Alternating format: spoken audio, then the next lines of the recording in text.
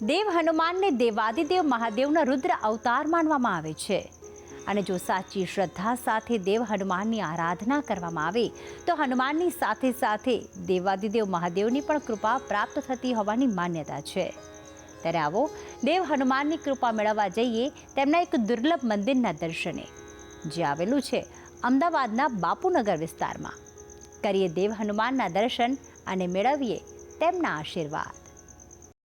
भूत पिशाच निकट नहीं आवे, महावीर जब नाम सुनावे।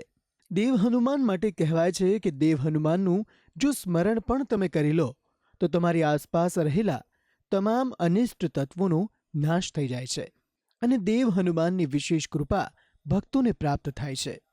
આવા કલ્યાણકારી દેવના એક કલ્યાણકારી મંદિરના દર્શન કરવા આવો આપણે જઈએ અમદાવાદના બાપુનગર વિસ્તારમાં, કે જ્યાં સાક્ષાત વાસ છે સંકટ મોચન હનુમાનનો। અમદાવાદના બાપુનગર વિસ્તારમાં ગીચ વસ્તીની વચ્ચે શ્રી ભીડભંજન હનુમાનનું પાવન સ્થાનક આવેલું છે। કહેવાય છે કે આ મંદિરની સ્થાપના દશકાઓ પૂર્વે થઈ હતી, જે આસપાસના વિસ્તારમાં અને અમદાવાદના ખૂણે ખૂણાથી આવતા ભક્તો માટે આસ્થાનું કેન્દ્રબિંદુ બની ગયું છે। અહીંયા ખૂબ જ ભક્તો આવે છે અને ખૂબ જ ભક્તોના કામ થાય છે। ભગવાનના પરચા એવા છે કે સાક્ષાત હનુમાન દાદા અહીંયા બિરાજમાન છે, એટલે ભક્તોને ખૂબ અહીંયા શ્રદ્ધા છે અને એમાં બાપુનગરની જનતાને તો ખૂબ જ શ્રદ્ધા છે આ ભગવાન ઉપર, હનુમાન દાદા ઉપર। ભીડભંજન હનુમાન મંદિરમાં પ્રવેશતા જ એક વિશાળ ત્રિશૂળ અને તેની સાથે પ્રજ્વલિત અખંડ અગ્નિના ભક્તોને દર્શન થાય છે, જેના દર્શન કરીને ભક્તો મંદિરના મુખ્ય ગર્ભગૃહમાં પ્રવેશે છે।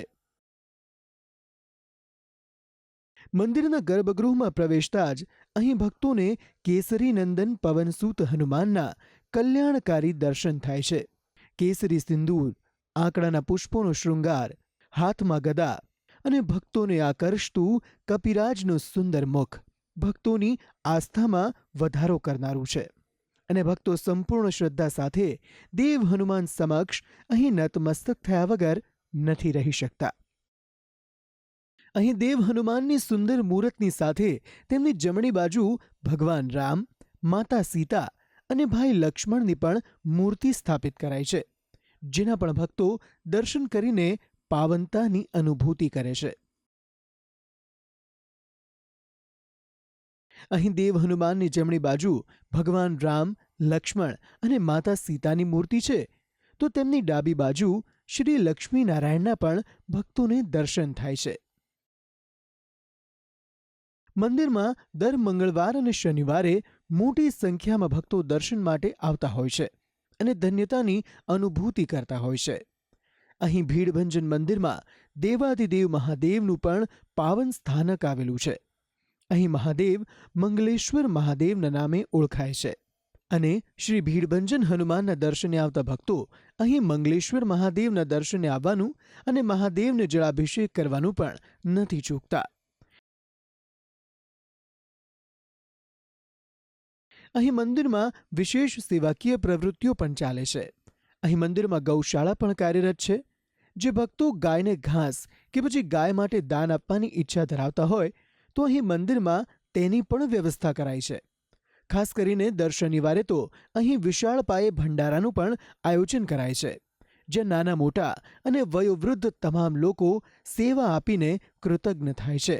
અહીં આવતા દરેક ભક્તો દાદા પર અતૂટ શ્રદ્ધા રાખે છે અને તેમની દરેક માનતા દાદા જરૂર પૂરી કરશે તેવી જ આશ લઈને પોતાના ઘરે પરત ફરે છે અને આ જ શ્રદ્ધા તો છે જ્યાં તમામ ભાવિ ભક્તોને નિત્ય આ મંદિરે ખેંચી લાવે છે। ભક્તિ સંદેશ, સંદેશ ન્યૂઝ।